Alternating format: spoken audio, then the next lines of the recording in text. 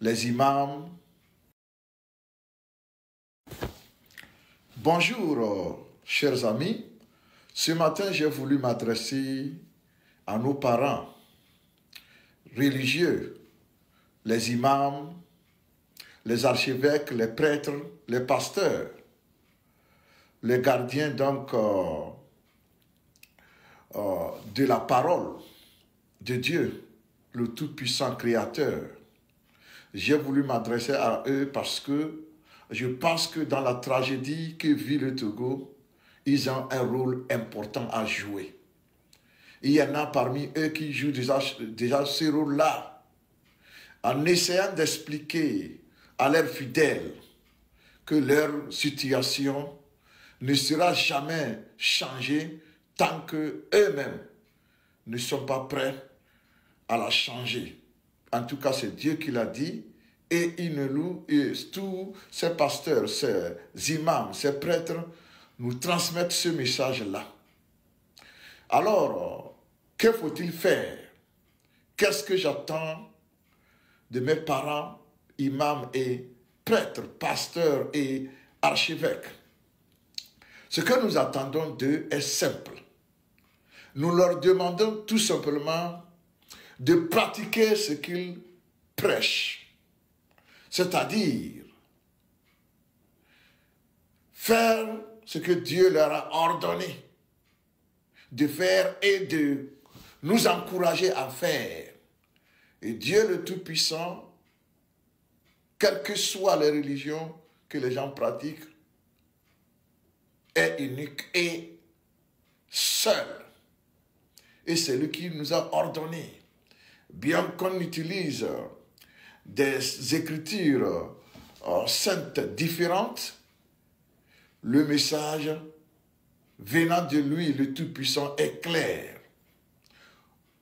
Encourager le bien et interdire le mal. Ordonner le bien et interdire le mal. Il y a un mot en arabe qui est zulm. Le peu d'arabe que je comprends, que je connais, zulm veut dire injustice, oppression et tout ce qui vient avec. Et Dieu le Très-Haut nous a dit de nous éloigner de l'injustice, de nous éloigner de l'oppression. Et c'est vous, nos parents religieux, les dirigeants religieux qui nous transmettez ces messages. C'est-à-dire que vous nous encouragez à faire le bien et vous nous découragez, n'est-ce pas, à faire le mal. Aujourd'hui, je vous demande de faire un choix. Et ce choix que je vous demande de faire, il est simple parce que vous-même, vous nous le dites tous les jours. Il faut craindre Dieu. Il faut craindre Dieu. Il faut craindre Dieu. Et la crainte ici, c'est de faire tout pour éviter ce que Dieu a interdit. Tout ce que Dieu a rendu illicite. Alors je vous demande de faire le choix entre la crainte de Dieu et la peur d'une créature qui est comme vous. Je vous demande de choisir entre la crainte de Dieu qui vous a créé et la peur que vous avez pour une créature qui est comme vous. Parce que la situation du Togo ne doit laisser personne indifférent. Nous avons dépassé toutes les limites possibles. C'est pourquoi je me permets de vous supplier ici. Vous avez beaucoup qui vous suivent. Parce que là où le politique a échoué, je pense que le spirituel peut gagner la bataille. Les gens vous écoutent, vous respectent. Et tout ce que vous allez leur dire, ils vont vous respecter, ils le feront. C'est pourquoi je viens vous demander aujourd'hui de faire ce choix. Et ce choix consistera donc à tout faire pour dénoncer ce qui se passe au Togo et amener vos fidèles, n'est-ce pas, à dénoncer cela également. Il faut encourager les uns et les autres dans les églises, dans les mosquées, dans les paroisses. Encouragez-les à dire non à l'oppression qui s'abat sur mon peuple. Encouragez-les sans crainte, sans peur. Et en le faisant, c'est que vous êtes en train de montrer votre crainte de Dieu qui vous a créé. Et en même temps, votre refus d'avoir peur d'une créature qui est comme vous. Parce que demain, vous aurez à rendre compte à Dieu.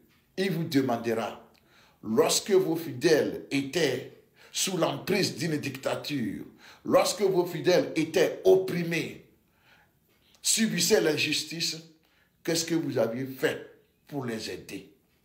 Dieu vous demandera cela.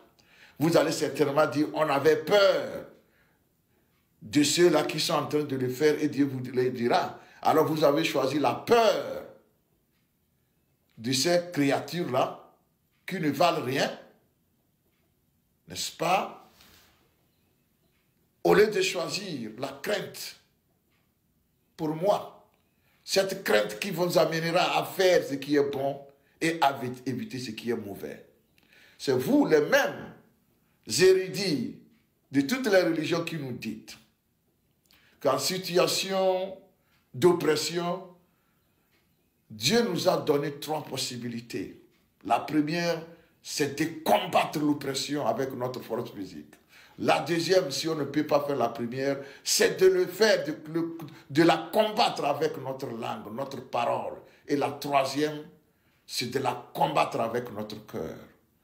Aujourd'hui, vous allez me dire que vous ne pouvez pas combattre l'oppression du Togo avec votre physique. Mais vous pouvez le faire avec votre langue, avec votre parole. C'est ce que je vous demande de faire. Parlez à vos fidèles. Dites-leur que leur situation ne changera jamais tant qu'ils ne seront pas eux-mêmes prêts à la changer. Si vous ne pouvez pas, faites-le avec votre cœur. Et je vais vous proposer quelque chose.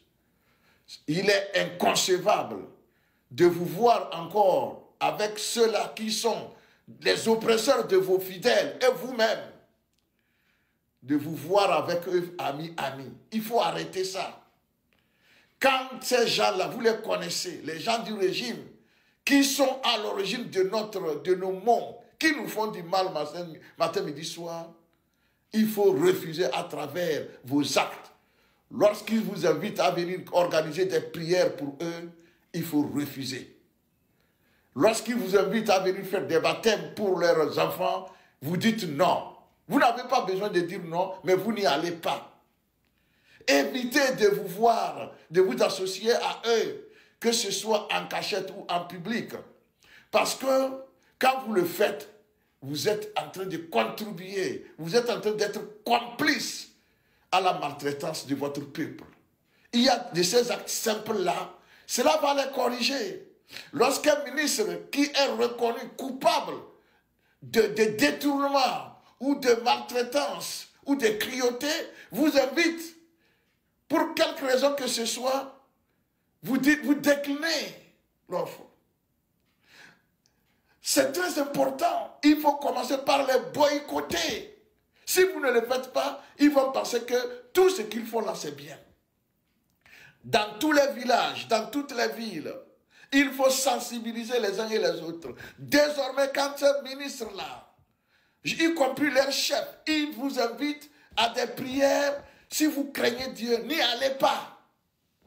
Parce que y aller, c'est contribuer à l'oppression de votre peuple. Et vous répondrez devant votre Créateur. Alors je vous propose de choisir la crainte de Dieu à la place de la peur d'un être humain. Parce qu'il est comme vous, il est cher, il périra. Mais Dieu est éternel. Alors, chers imams, je vous invite à faire cet exercice-là, sensibiliser, demander au peuple d'être conscient et de réclamer ses droits. Mais surtout, ne vous associez pas à ces malfaiteurs. Je vous remercie. Chers amis, dites-moi ce que vous pensez.